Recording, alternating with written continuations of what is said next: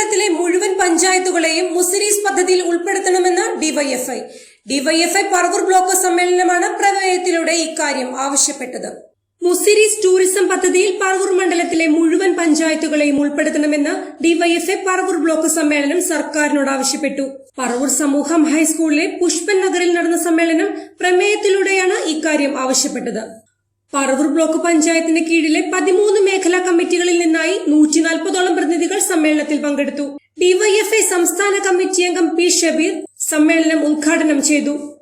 937 communist cell രൂപീകരിച്ച് കൃത്യം 20 വർഷം കഴിഞ്ഞ് 957 ലോകത്താദ്യമായി ബാലറ്റിലൂടെ അധികാരത്തിൽ വന്ന കമ്മ്യൂണിസ്റ്റ് മന്ത്രിസഭ പ്രവർത്തിക്കുന്നത് അല്ലെങ്കിൽ അധികാരത്തിൽ വന്നത് ഈ കേരളത്തിലാണ്.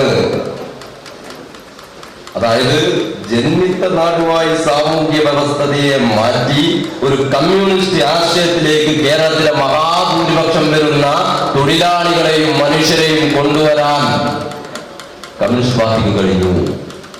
അതായത് ഒരു വ്യവസ്ഥ മാറ്റി. എങ്ങനെയാ മാറ്റിയത്? പാർട്ടി രൂപീകരിക്കുമ്പോൾ ജന്മിത്തത്തിന്റെ വലിയ പ്രതിസന്ധിയാണ്. ഇഷ്ടപ്പെട്ട ഭക്ഷണം കഴിക്കാൻ പറ്റില്ല. ജന്മിയുടെ അടിമയെ പോലെ ജീവിക്കണം. ഇഷ്ടപ്പെട്ട ഭക്ഷണമല്ലോ, ജീവിക്കാൻ ഭക്ഷണമില്ല.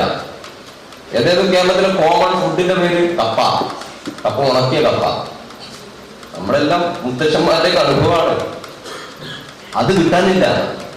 പട്ടിയെ പോലെ അടിമയെ പോലെ ജന്മിയുടെ കാൽക്കീഴിൽ ഇങ്ങനെ ഓച്ചാനിച്ചു നിന്നാൽ ലഭിക്കുന്നത് പലതും കഴിച്ച് ജീവിക്കുക. ജീവൻ നിലനിർത്താൻ കിട്ടിയാൽ കിട്ടി, അല്ലാത്തവർ മരിക്കും.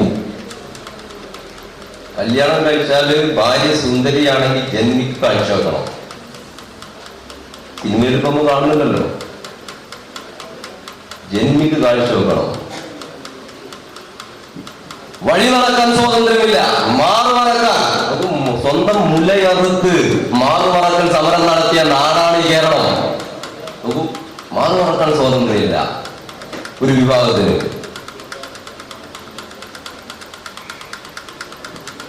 അങ്ങനെ ദുരിതപൂർവം പട്ടിണിയും ദാരിദ്ര്യവും വലിയ പ്രതിസന്ധിയിൽ ജീവിച്ചിരുന്ന ഒരു മനുഷ്യൻ, ആ മനുഷ്യനോട് 937 കേരളത്തിലെ കമ്മ്യൂണിസ്റ്റ് പാർട്ടിക്ക് ആദ്യത്തെ ഒരു സെല്ല് രൂപീകരിച്ചുകൊണ്ട് പറഞ്ഞു, ഈ ദുരിതത്തിനെല്ലാം കാരണം ഈ സാമൂഹ്യ വ്യവസ്ഥയാണ്, ഈ ജന്മിത്ത സാമൂഹ്യ വ്യവസ്ഥയാണ്. അതുവരെ ജനം കരുതിയിരുന്നത് ഇതൊക്കെ ദൈവത്തിന്റെ വിധിയാണ്. ഞാൻ ഇങ്ങനെ പട്ടിയെ പോലെ ജീവിക്കണം എന്നതാണ് എന്റെ വിധി. അങ്ങനെ ജീവിക്കുക, ജന്മിയുടെ കാഴ്ചയിൽ പുരുവനെ പോലെ ജീവിക്കുക. എന്നാൽ കമ്മ്യൂണിസ്റ്റ് പാർട്ടി രൂപീകരിച്ചു പറഞ്ഞോ, ജന്മിയാണ് നിന്റെ ഈ സകല പ്രശ്നത്തിന്റെയും കാരണം. ഈ ജന്മിക്കെതിരെ ഈ ചെങ്കൊടി പിടിച്ച് ഞങ്ങൾ നടത്തുന്ന പോരാട്ടത്തിൽ അണിനിരക്കാൻ നീ തയ്യാറുണ്ടോ? അങ്ങനെ നീ തയ്യാറായി വന്നാൽ ഈ സാമൂഹ്യ വ്യവസ്ഥിതിയെ നമുക്ക് മാറ്റാൻ വേണ്ടി കഴിയും. ജന്മിത്തത്തിന്റെ അടിവേറെടുക്കാൻ കഴിയും. കർഷക തൊഴിലാളികൾ, പട്ടിണി പാവങ്ങൾ, ഈ പറയുന്ന പാവപ്പെട്ട മനുഷ്യരാകെ ചെങ്കൊടിക്ക് കീഴിൽ അണിനിരന്നു. എന്നിട്ടോ ഉജ്ജ്വലമായ സമര പോരാട്ടങ്ങൾ, പ്രക്ഷോഭങ്ങൾ, ഈ സാമൂഹ്യ വ്യവസ്ഥിതിയുടെ എല്ലാ ദിക്കാനുഭവങ്ങളെ കുറിച്ചും ഈ മനുഷ്യന് പഠിപ്പിച്ചു കൊടുത്തു. വിദ്യാഭ്യാസമില്ലാത്ത മനുഷ്യന് വിദ്യാഭ്യാസത്തോടുകൂടി ഇത്തരം വിഷയങ്ങളെ കുറിച്ച് ബോധവാന്മാരാക്കി. 57 ലോകത്താദ്യമായി കമ്മ്യൂണിസ്റ്റ് മന്ത്രിസഭ ബാലറ്റിലൂടെ അധികാരത്തിൽ വന്നവരുടെ ബ്ലോക്ക് പ്രസിഡന്റ് അഖിൽ ബാവച്ചൻ അധ്യക്ഷത വഹിച്ചു. സ്വാഗത സംഘം ചെയർമാൻ ടി.വി. നിതിൻ സ്വാഗതം പറഞ്ഞു. Secretary M. രാഹുൽ പ്രവർത്തന റിപ്പോർട്ടും, ജില്ലാ ട്രഷറർ കെ.പി. ജയകുമാർ സംഘടനാ റിപ്പോർട്ടും, പി.ആർ. സജേഷ് കുമാർ കണക്കും അവതരിപ്പിച്ചു. K S. Saneesh, Sethu Parvathi, L. Adarsh, N. Shresha, S. Sandeep എന്നിവർ സംസാരിച്ചു.